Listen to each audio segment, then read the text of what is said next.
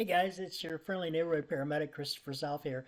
And on today's episode of Anatomy and Physiology in the Real World, we're going to be looking at some cellular things that are going on. And we're going to specifically be talking about how your body uses glucose for energy. And we're going to talk a little bit about how that relates over in the emergency department when somebody comes in with not enough glucose, the bad things that can happen, and what's going on, all the way down to the cells. So, if you think about it, guys, the human body, the best way that it gets energy is from carbohydrates. Carbohydrates contain different glucoses in them, and those glucoses get broke down to create energy called ATP. Now, ATP stands for adenosine triphosphate. So basically, ATP is kind of like it's the currency of cells. If you think about it, it's kind of like the way that things get around. And so this is called cellular respiration. And it happens in three main stages. I think you got three there. Three. All right. So the first stage is called glycolysis. All right. And where this actually happens at is in the cytoplasm of the cell. There's no oxygen required for this. This is anaerobic metabolism, means it doesn't require oxygen. And so what happens is we have one molecule of glucose, which has about 6 carbons in it, and it is split into two molecules of pyruvate, which have about 3 carbons each. Along the way, though, there is some ATP that is used in the creation of this, and so since two are used, but it creates four, and so that net gain that we get is just 2 ATP.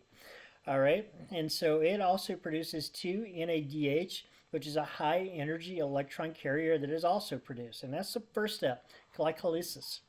The second things happen is called the Krebs cycle, and this is also known as the citric acid cycle as well.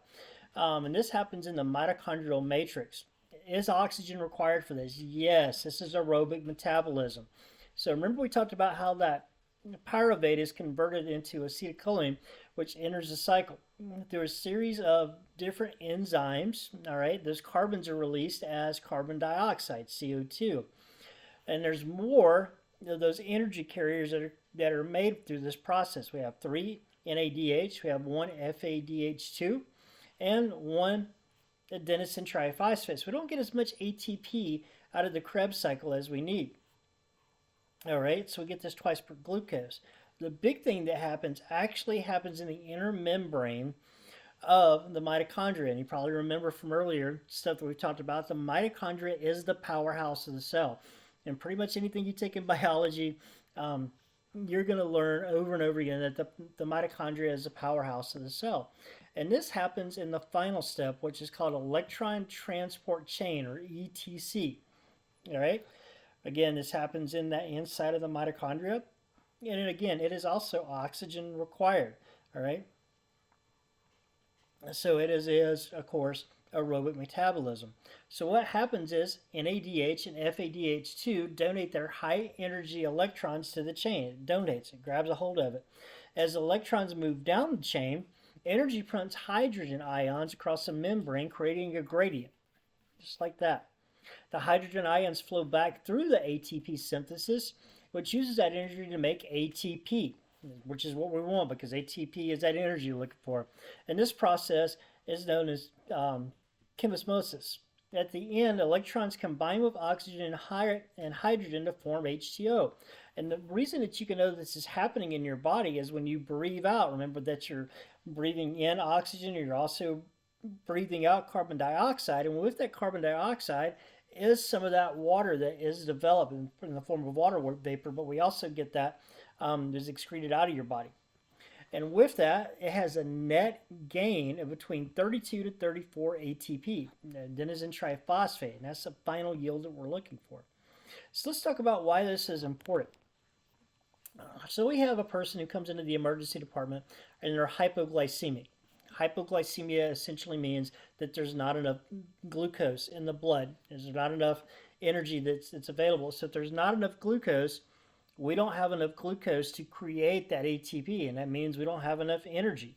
It's the equivalent of not having enough gas in your tank. You're not going to get very far with not enough gas in there. Eventually the engine is going to begin to sputter out, and eventually it's going to stop altogether.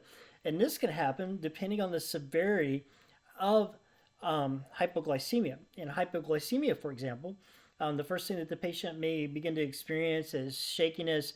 They may start getting pale. They'll get diaphoretic. They'll start sweating. They'll get really shaky.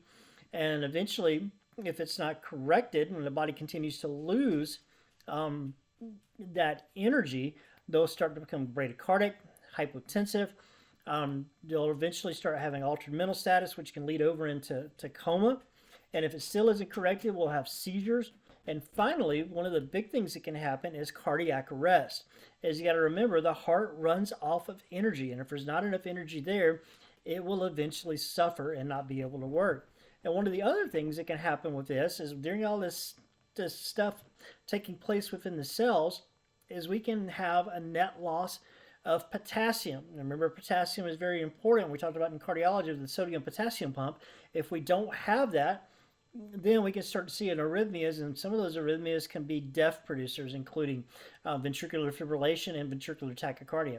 So remember, it seems really simple, right? Person comes into the emergency department, they've got low blood sugar, we give them sugar, right? But it's important to know what's going on at the cellular level, because if we're not correcting all of that, it can definitely lead over to a lot more bad things.